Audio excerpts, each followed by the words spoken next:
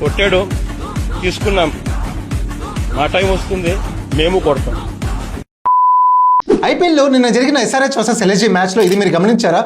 Last ఓవర్లో Pant long ఆఫ్లో ఆడిన బాల్ బౌండరీకి వెళ్తుంది.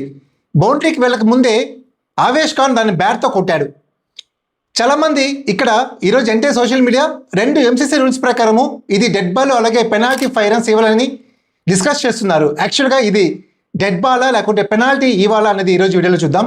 నేను రీసెర్చ్ చేసిన దాన్ని బట్టి ఇది అన్ఫేర్ కాదు.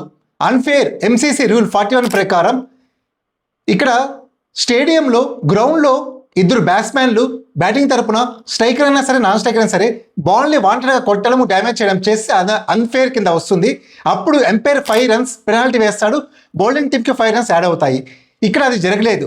ఇంకా మిగిలింది dead ball. Dead ball rule ప్రకారము బాల్ ప్లే ఆఫ్ యాక్షన్లో ఉండగా ఇక్కడ బౌండరీకి వెళ్తుండగా ఎవరైనా సరే బౌండరీ బయట నుంచి ఒక ఆబ్జెక్ట్ అయినా యానిమల్ అయినా పర్సన్ అయినా దాన్ని అడ్డుకోవడం చేస్తే ఇంటరప్ట్ చేస్తే అది డెడ్ బాల్ అవుతుంది. ఇక్కడ యాక్చువల్గా ఎంపైర్స్ డెడ్ బాల్ ఇచ్చినచ్చు, బౌండరీకి వెళ్ళక ముందే ఆవేష్ ఖాన్ దాన్ని బాల్ని కొట్టాడు. సో ఇది ఎంపైర్స్ డెడ్ బాల్గా ప్రకటించాలి, కానీ ఇక్కడ వాళ్ళు ప్రకటించలేదు. మేబీ ఎస్ఆర్హెచ్ వాళ్ళని అప్పీల్ చేసి ఉండాలి. సో ఇక్కడ అన్ఫేర్ ఎంసీసీ లా 41 అప్లై కాదు, ఎంసీసీ లా 21.1 డెడ్ బాల్ అప్లై అవుతుంది. అలాగే మరొక విషయము, ఒకవేళ డెడ్ బాల్ అయితే బాల్ కౌంట్ కాదు, రన్ కౌంట్ కాదు, 2 బాల్స్ ఒక్కరిని కావాలి, ఎలాగైనా ఎల్ఎస్జీ ఒక్కరిని చేసేది. సో ఎలాగైనా వాళ్ళు గెలిచేవాళ్ళు, no problem. SRH fight back చేసింది.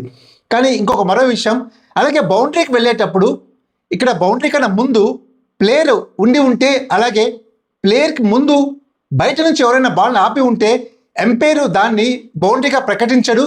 ప్లేయర్స్ ఎన్ని రన్స్ స్కోర్ చేస్తారు, ఎన్ని రన్స్ తిరుగుతారు అన్ని రన్స్ మాత్రమే ఇస్తారు. ఇది మరొక సినారియో. మీరు ఈ సిచ్యువేషన్ గమనించుంటారు. ఈ సినారియో బట్టి మీరు ఏ రూల్ అప్లై అవుతుందో రీసెర్చ్ చేయండి. చాలామంది 41 అన్ఫేర్ రూల్ అని చెప్తున్నారు. అన్ఫేర్ రూల్ అప్లై కాదు, ఇక్కడ only dead ball rule apply అవుతుంది. డెడ్ బాల్ కూడా umpire decision. So LSG SRH home గ్రౌండ్లో మ్యాచ్ గెలిచారు, బాగుంది. నెక్స్ట్ టైం వాళ్ళ హోమ్ గ్రౌండ్లో మనము గెలుద్దాము, అంతే. మీరు ఈ వీడియో నచ్చితే లైక్ చేయండి, అలాగే మరిన్ని అప్డేట్స్ కోసం ఛానల్ సబ్స్క్రైబ్ చేసుకోండి. Thank you.